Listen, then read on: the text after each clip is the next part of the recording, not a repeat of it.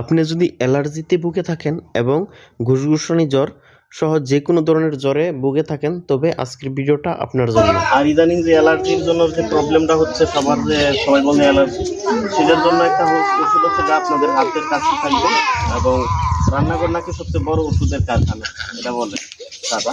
তবে ওই দারচিনির গুঁড়া আছে না, দারচিনির গুঁড়া, এগুলো হয়তো বাজারে কিনতে পারবেন, আর নাহলে আপনার দারচিনি গুঁড়া করে নেবেন। গুঁড়া করে পানির সাথে মিশায়া মানে 1 গ্লাস পানির মধ্যে আধা চামচ, 4 চামচের আধা চামচ দারচিনির গুঁড়া দিয়ে এটা লাড়াচাড়া করে মিশিয়ে গরম করবেন, তার মধ্যে একটু ফুটাইয়া পরে যে পাবে চা খায় গরম কম করে এটা চার মতো কয়েকদিন খাইবেন, এতে এই অ্যালার্জি আর আপনাদের থাকবে না।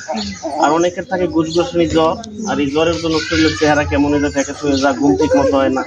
এটার জন্য নিম পাতা তো আমরা সবাই জানি অনেক গুরুত্বপূর্ণ একটা ওষুধ, কিন্তু নিম পাতা খাওয়ার সিস্টেম আছে। এটা হচ্ছে নিজেরাই আমরা অ্যান্টিবায়োটিক ওষুধ তৈরি করতে পারি। কিভাবে আলেকজান্ডার ফ্লেমিং নামে একজন ছিল, সে ওই কফ দিয়ে, কাশ দিয়ে, থুতু দিয়ে, মানে মুখের লালা দিয়ে অ্যান্টিবায়োটিক ওষুধ তৈরি করছে। জ্বরের বা যে অ্যান্টিবায়োটিক ওষুধগুলো এগুলো কিন্তু মুখের লালা দিয়ে তৈরি হয়, আরো কিছু জিনিস করে। এটা আমরা নিজেরাই তৈরি করতে পারি। কিভাবে? নিম পাতা সকালে ঘুম থেকে ওঠার সময়, ঘুম থেকে উঠে মুখ না ধুয়ে 4-5টা নিম পাতা মুখের মধ্যে নিয়ে ভালোভাবে চাবাইবেন, চাবাই আর লালার সাথে একদম মিশ্র করে এটা ডুব দিলে খাইবেন এবং হালকা কুসুম গরম পানি খাইবেন।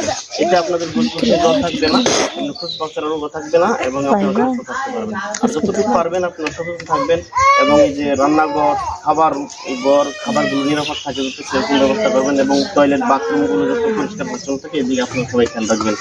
আপনারা প্রতিদিন কিভাবে সুস্থ থাকতে পারবেন, কিভাবে রোগমুক্ত থাকতে পারবেন, কিভাবে আপনার কালো চেহারাকে ফর্সা করতে পারবেন, টাকা ছাড়া সম্পূর্ণ বিনা পয়সাতে আপনি কিভাবে সুস্থ ও রোগমুক্ত থাকতে পারবেন, সেই বিষয়ে আমি বিভিন্ন সময় বিভিন্ন রকমের ভিডিও দিয়ে থাকি। তাই সাবস্ক্রাইব করে আমাদের পাশে থাকবেন। সবাইকে ধন্যবাদ। আসসালামু আলাইকুম।